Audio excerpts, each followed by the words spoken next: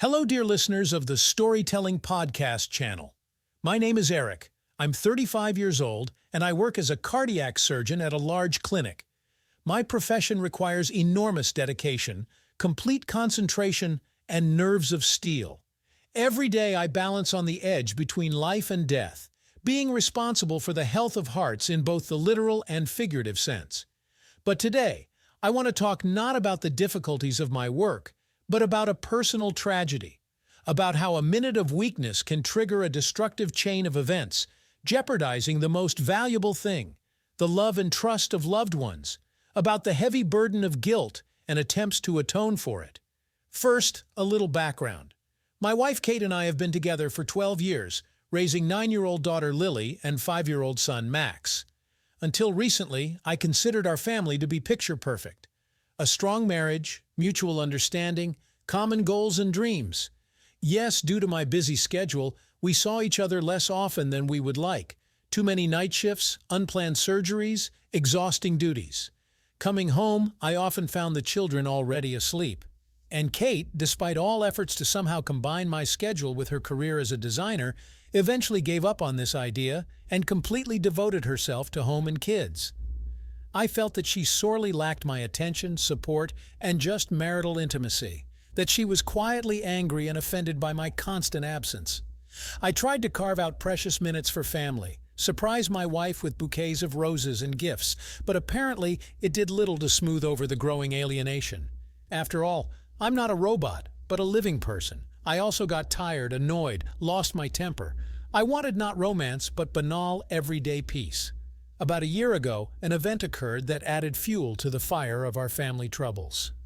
Kate's mother, 60-year-old Evelyn, went through a painful divorce after 35 years of marriage. Catching her husband with a young mistress, she kicked the unfaithful spouse out the door and filed for division of property.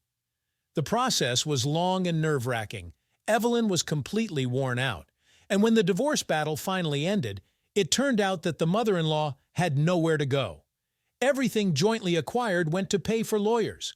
Without much thought, Kate and I offered Evelyn to live with us until she finds an apartment for herself, especially since an extra pair of hands in looking after the children never hurts. I must admit, I've always had a great fondness for my mother-in-law. Evelyn is a bright and extraordinary woman, a kind of hippie at heart, an eternal rebel and fighter for justice. In her youth, she managed to hitchhike around Europe, live in a commune, and do charity work in Africa. Even now, in her 7th decade, she has not lost her zest for life and adventurism. Every time she came to visit, she charged us with her energy and positivity. There was always something to talk about with her, about art, politics, problems of the third world. A keen mind and an amazing sense of humor, combined with a slightly crazy character, made communication with my mother-in-law an exciting adventure. Besides, despite her age, Evelyn has kept an excellent figure and attractiveness. Slender, toned, with expressive green eyes, and a mop of curly chestnut hair. Men still looked at her admiringly. I must confess, deep down I was even a little envious of her. I myself had long lost my youthful enthusiasm and spontaneity, turning into a blinkered careerist. So, Evelyn settled in our guest wing as a visiting nanny and part-time free artist. Kate was only too happy to dump some of the household chores on her mother and get back to work. Now she stayed at her design studio late, trying to make up for the years of maternity leave. My wife and I began to see each other very rarely except on weekends. Evelyn took on the lion's share of caring for her grandchildren, picking them up from school and kindergarten, cooking, reading bedtime stories, taking them to clubs and classes. She became a fairy godmother and best friend to the children. And to me, her presence seemed like a real gift of fate.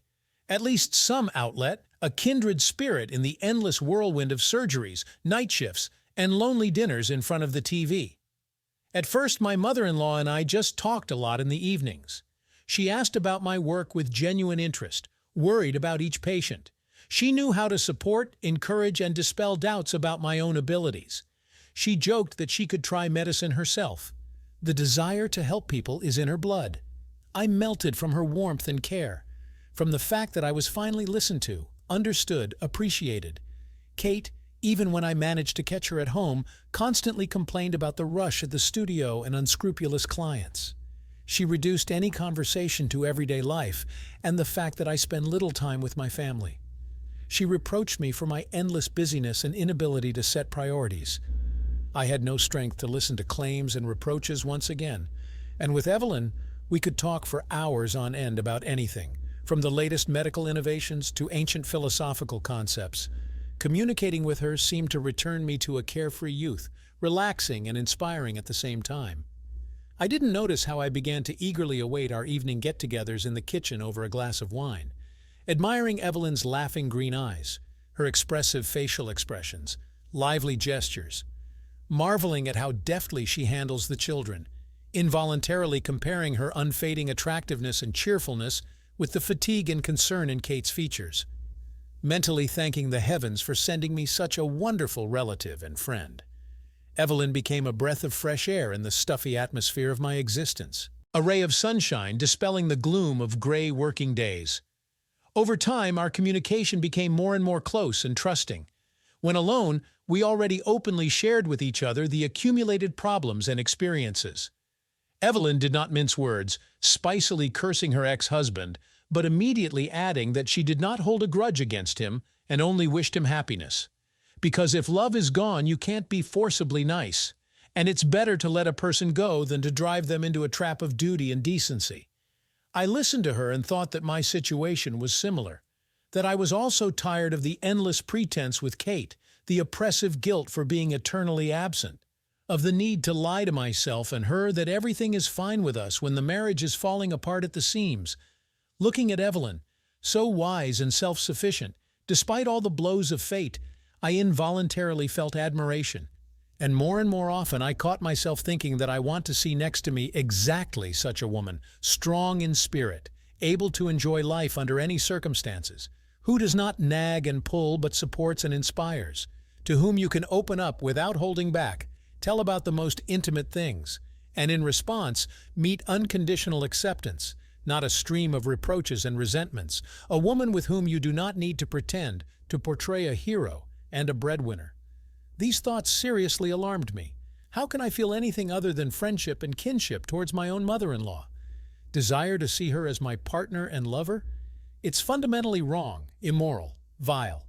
Kate entrusted me with the most precious thing, her mother, and I, a lustful dog, secretly fantasize about the forbidden. In desperate attempts to extinguish the flared-up lust, I doubled down on work. I tried to stay alone with Evelyn less to avoid provocative situations, but the uninvited attraction did not go away. On the contrary, the more I suppressed it in myself, the stronger it flared up. Eventually, I realized that I needed professional help.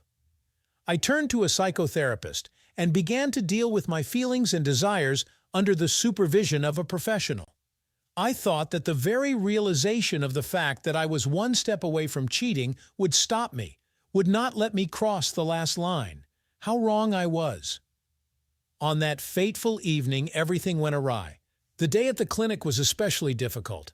An 18-year-old student was admitted with advanced heart disease. An urgent operation with a high degree of risk was required. Gathering my will into a fist, I performed magic on her body for 6 hours, trying to snatch her from death. I was assisted by a new nurse, fresh out of college. In the last minutes, her hand trembled. The scalpel went a little deeper than needed.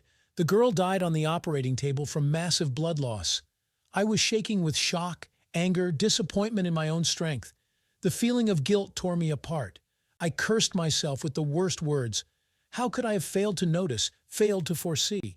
After all, the student had her whole life ahead of her, and now her parents will receive a corpse instead of a healthy child. Returning home after midnight, I stood in the shower for a long time, washing away the sticky feeling of failure and insignificance. Then until dawn, I drowned my despair in whiskey, unable to sleep. Kate was safely snoring, not even bothering to ask what was wrong. In the morning, throwing an irritated, "Got drunk again, you lazy bum," over her shoulder, she rushed off to work. All day I wandered around the house like a zombie. I didn't answer calls from the clinic, afraid to learn new details of my medical error. Towards evening, Evelyn, apparently sensing something was wrong, resolutely sat me down at the kitchen table. She took out a bottle of her late father-in-law's favorite bourbon from the cellar, and in a tone that brooked no argument, She stated that I wasn't going anywhere until I told her what happened. From this sincere concern, from the tenderness in her voice, the dam broke. For the first time in many years, I cried my heart out, hysterically, sobbing, burying my face in Evelyn's shoulder. Incoherently, choking on sobs, I told her about the failed operation, and about my shattered dreams of saving people, about loneliness and alienation, about chronic fatigue and a sense of professional failure. She listened to me, stroking my hair like a small child. She wiped away tears mixed with snot with a handkerchief. She whispered some soothing nonsense in my ear, which made it easier to breathe. For the first time in a long time, I felt that I was not alone, that someone cared. Then Evelyn hugged me by the shoulders and softly said, "Eric, listen, what happened is a terrible tragedy. No one is immune from medical errors, even the most brilliant surgeon. You can't take all the blame on yourself. Yes, you were in charge of the operation, but it was the nurse who directly held the scalpel. All staff should have acted as a single, well-coordinated mechanism. What happened is a tragic coincidence, not your personal failure. The grief of the girl's parents will not diminish because of this, but you must forgive yourself. Otherwise, you will simply go crazy and will not be able to do your job. I know what a colossal responsibility you bear every day, balancing on a razor's edge. Not every man is capable of such a feat. I admire your dedication, your willingness to sacrifice yourself. But dear, you can't dissolve into your profession without a trace. You need to be able to abstract, to let go, to move on. You have a family, young children who love you dearly. Kate, despite all the resentment, also loves you. We need you, alive, unharmed, full of strength. Don't drive yourself. Stop. Catch your breath. As soon as you feel that you are losing heart, immediately run to me. I'm always there. I will always understand and support you." With these words, Evelyn gently touched her lips to my temple, and then my cheekbone, wiping away tears. It was only a light, almost weightless touch, but it was like an electric shock to me. My whole body was pierced by a sharp, almost painful desire. Blood boiled, my groin grew heavy. At that moment, the whole world disappeared. There was no more mother-in-law or son-in-law. There were only a man and a woman passionately drawn to each other. Out of my mind, I hungrily pressed my lips to Evelyn's in a demanding kiss. She froze for a second, and then readily parted her lips, letting my tongue in. Then everything spiraled out of control. Feverish caresses, fingers tangled in buttons, the rustle of discarded clothing. Quiet moans, ragged sighs, whispers of, "I want you," and just don't stop. It all happened right there on the hard kitchen table. We did it furiously, forgetting about everything in the world. Evelyn turned out to be incredibly sensitive and passionate. It was as if she could read my mind, anticipating my slightest desires. Her responsiveness and dedication drove me crazy, giving unearthly pleasure. Every touch, every caress was perceived with unprecedented acuteness, obscuring the mind with a veil of bliss. Our bodies moved in a single rhythm, intertwining in ecstasy and giving an unprecedented feeling of unity and wholeness. Sated, we lay on the table, wet with sweat and incredibly happy. I kissed Evelyn on the temple, buried my face in her tousled hair, inhaled the tart, musky scent of her skin. She smiled drowsily and ran her fingers over my chest, tracing patterns known only to her. My head was blissfully empty. My body rang with sweet languor. Sobering came later, along with the realization of the madness and irreparability of what had been done. God, how could I? Sleeping with my mother-in-law, betraying my wife's trust, destroying everything that we had worked so hard to build over the years. I felt sick with disgust for myself. Jumping off the table, I paced the kitchen, feverishly getting dressed. I muttered incoherently to Evelyn that this was all a monstrous mistake, a single episode of insanity caused by stress, that I am immensely guilty before Kate, and such a thing should never happen again. My mother-in-law looked at me with sadness but understanding. She said that she would not hold me back or claim anything. Our relationship was just a flash of passion, beautiful in its transience. We should return to reality, to our usual roles as relatives. For the next couple of weeks, I was beside myself. I tried not to even look at Evelyn, avoided any contact. She also behaved impeccably politely and aloofly. Only sometimes a hidden tenderness mixed with sadness flashed in her gaze. It was also painful and embarrassing to look at Kate. Tormented by remorse, I looked for any excuses to escape from home, staying late at the clinic, spending the night in the residence room, taking extra shifts. Constantly crumpled and tired appearance perfectly complemented the legend. I hardly looked at Evelyn, communicated evenly and coolly. But as soon as Kate turned away, we exchanged hot, promising glances. A sweet shiver of anticipation ran through my body. Of course, it was impossible to keep such a large-scale deception secret for long. Sooner or later, the truth had to come out. That fateful morning, about 4 months ago, I briefly dropped by the house to shower and change after the night shift. Kate was still sleeping, but Evelyn was already up and making coffee in the kitchen. Unable to resist, I approached from behind, put my hands on her hips, and burying my nose in her fragrant nape, whispered how madly I missed her and wanted her. Evelyn winked playfully and dragged me into the guest bedroom. We fell onto the bed, kissing frantically, and a minute later we were rolling on the crumpled sheets in a tangled clump of naked bodies. I think Evelyn let out a loud cry when I particularly successfully hit a tender spot inside. And it just so happened that at that very moment, the door swung open. In the doorway stood Kate, completely insane with rage. How she found out exactly where we went, whether by the creaking of the bed or the cries of ecstasy, no longer matters.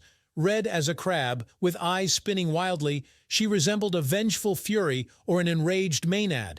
I was so dumbfounded that I couldn't even utter a word, covering myself with a sheet up to my eyes. But Kate was screaming so loudly that the windows rattled.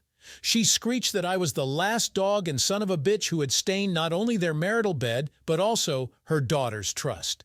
She threw me and Evelyn a choice abuse interspersed with sobs. She yelled that she would file for divorce and alimony, that I would never see the children again. I sat with my head bowed low. I was ready to fall through the ground with shame and disgrace. Evelyn tried to mumble something in her own defense to shield me. But Kate was relentless. Sobbing and choking on snot, she hastily packed her things in a suitcase and sped off with Lily and Max in an unknown direction. Only poor Evelyn collapsed on the bed in a silent cry, repeating over and over, "God, what have we done?" The following weeks turned into hell for me. Kate blocked my number, avoiding friends and relatives like the plague. I rushed around the city, calling everyone, trying to find out at least something about my wife and children. But to no avail. She seemed to have vanished into thin air. Colleagues at work looked at me like a wolf whispering behind my back. Burning with shame, I took an indefinite leave of absence. I spent whole days sitting in the empty apartment, looking at photos of the children and getting drunk to near death. Evelyn also disappeared, leaving no note or new number. I think she went somewhere to her sister. My whole familiar world shattered to pieces because of my own stupidity and recklessness. I lost everything at once: family, beloved work, respect of friends and acquaintances.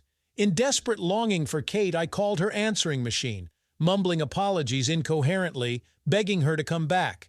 I whispered that I love only her, that the affair with Evelyn is a meaningless mistake. But it seems that my wife had already made a decision. Soon I was sent a notification of filing for divorce. Kate demanded a complete division of property and custody of the children with the right to see them on weekends. She filed for astronomical alimony, clearly out of revenge. I did not argue, agreed to all the conditions. I understood. After a double betrayal, and even with my own mother, I have no chance of saving the marriage. The wound was too deep, the shock too strong. This is not a banal affair on the side. Here I managed to trample on both marital fidelity and family trust in one fell swoop. Now, almost 6 months later, the pain has begun to slowly subside. No, not to go away. I'm not ready for that yet. But at least it is dulled, replaced by a dull, aching melancholy and a sense of endless remorse. Kate allows me to see the children once every 2 weeks, although she still does not make contact herself. My relationship with Lily and Max has also gone wrong. Their eyes more and more often flash with some detachment, wariness or something, as if I betrayed them first of all, depriving them of a cozy and reliable family rear. Every time, looking at their haggard, grown-up faces, I am ready to fall through the ground. I hate myself for succumbing to weakness, indulging in momentary lust, without thinking about the consequences. After all, I destroyed not only my life, but also the lives of the closest people. I trampled my daughter's dreams of a big, strong family. I deprived my son of a full-fledged fatherly upbringing. For what? A short-lived romance? A flash of suppressed sexual dissatisfaction? Evelyn and I never saw each other again. I know that she has returned to the city, but tries not to cross paths with either me or her daughter. Apparently, she is burning with shame no less than mine. How she manages to cope with guilt and loneliness is beyond me. Although at first I was so tempted to call her, to meet, to talk, to pour out my soul to the only person who will understand without unnecessary words. But I firmly decided, enough. The avalanche has already descended, burying everything most dear under it. Further attempts to get together will only add dirt, aggravate the already shaky situation. Now I'm working on myself, trying to figure out what led me to the collapse. I go to psychotherapy, learn to cope with professional burnout and stress. I analyze my feelings and actions, delve into subconscious motives. I am looking for an answer to the question of how to balance work and personal life without sacrificing one for the other. I try to communicate more with children, to make up for lost time over the years of seclusion in the clinic. I hope that one day, Lily and Max will be able to forgive me, trust me again, and let me into their lives not on a part-time basis, but as a full-fledged father. I am ready to move mountains for this. Kate is also slowly regaining her peace of mind. She still avoids being alone with me, but she can already maintain the semblance of a polite conversation. Recently, she blurted out in a fit of temper that she could forgive infidelity, but never such a double betrayal. She said that before, both her mother and her husband were icons for her, ideals of family virtue. The last thing in the world she expected from us was such meanness. I agree with her. I hardly deserve a full remission of sins. But even the chance to establish an even, respectful relationship for the sake of the children is already a big victory. I know there is still a lot of work ahead, a long, thorny path to atone for guilt and rise from the ashes of broken trust. But I am ready to go to the end. Patiently, step by step, building a new foundation for communication with the closest people. Living with the stamp of a traitor and an outcast is the payment for moments of forbidden pleasure. I want to appeal to everyone who hears me. Friends, please learn from my mistakes. If it seems to you that something has gone wrong in your marriage and your partner has grown cold, do not rush to seek comfort on the side. Any problems can be solved together if you value your union and love each other. Just talk openly, without concealment or understatement. Tell us about your dissatisfaction, fatigue, lack of attention. Think together about how to diversify family life, add new colors to it. The main thing is not to immediately run into the arms of others who are more understanding and passionate. Believe me, adultery will only multiply problems, but not solve them. And more. If, God forbid, you are visited by the insane thought of having an affair with someone from your significant other's close relatives, drive it away. No matter how much the flesh yearns, no matter how much the forbidden tempts, it's not worth it. By sleeping with your mother-in-law or sister-in-law, you will cross the line separating a forgivable prank from an unforgivable sin. You will betray not only your spouse, but also the bonds of kinship, the duty to their entire family. The consequences of such a moral fall will come back to you threefold. Momentary pleasure will turn into a lifelong stigma of a scoundrel and an incestuous person. Love your chosen ones. Keep faith with them, confirming it daily in deed, not in word. Fight for your marriage to the last, even if it seems that all is lost. Get divorced only when you realize that you are not on the same path together. But do not stain the name and honor of your loved one with a low betrayal. Remember how holy and desirable your love was once.